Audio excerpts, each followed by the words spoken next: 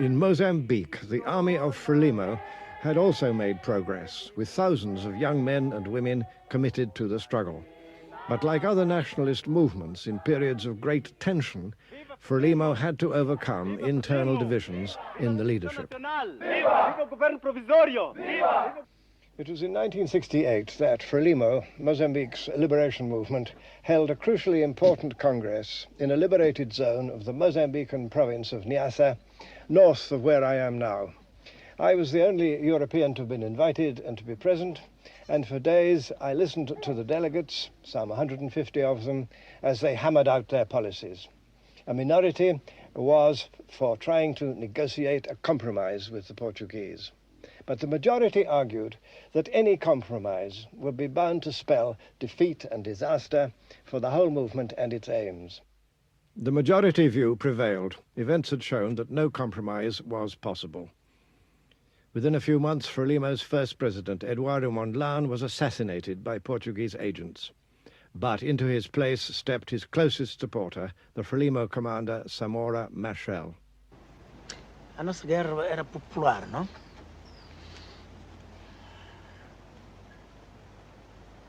Concessão.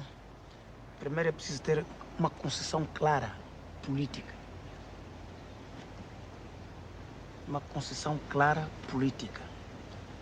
Para poder conceber a política do inimigo. Conceber os objetivos do inimigo. E para poder avaliar corretamente a força do inimigo. Sem esta compreensão política, em primeiro lugar, não é possível fazer uma estratégia correta.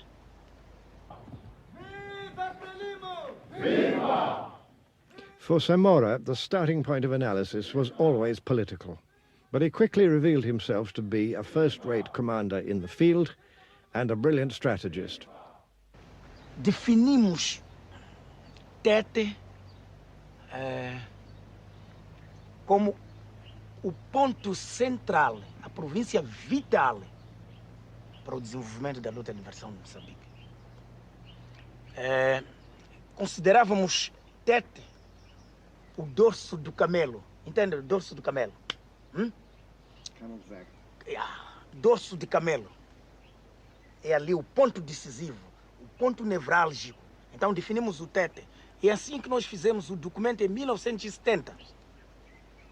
Compreender e assumir a Batalha de Tete. E por quê? Tete fazia fronteira com Manica e Sofala, onde havia maior implantação de colonos. Onde era o centro de desdobramento das forças do inimigo. Portanto, nós decidimos, é preciso plantar no estômago do inimigo os germes que provocam cancro. Samora's problem was to push the war from the north into the south.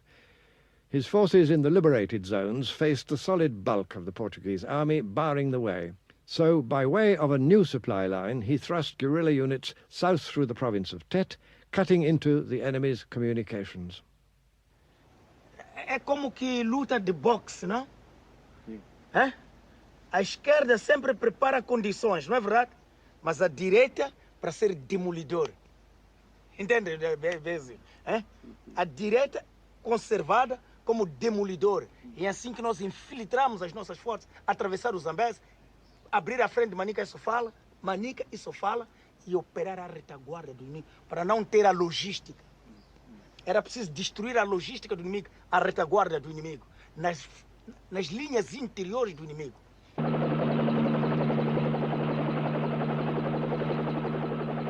Not even ruthless airstrikes could help the arrogant Portuguese commander, General Causa de Arriaga.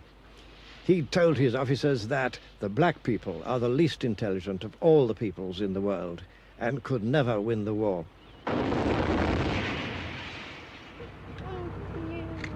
But Frelimo had proved him singularly wrong, and now his outmaneuvered troops hit blindly at the civilian population. These liberation wars were long and painful. every kind of military devilry was unleashed upon the liberation movements by the Portuguese colonial armies, which were also, of course, fascist armies, in order to break their spirit and divide them from their crucial base in popular support. Here was Wiriamu, scene of one of the worst acts of Portuguese militarist terror, when in 1972 a whole village, more than 400 people, was wiped out in a vain attempt to hold up the advance of Frelimo's liberation fighters.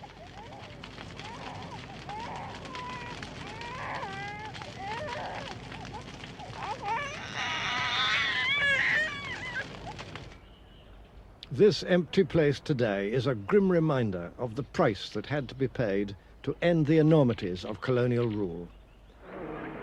In 1975, Portugal's empire in Africa was finally destroyed, and with it fell the Portuguese dictatorship. As many as 500,000 Portuguese settlers hastily departed, spurning appeals that they should stay to help rebuild the newly independent countries.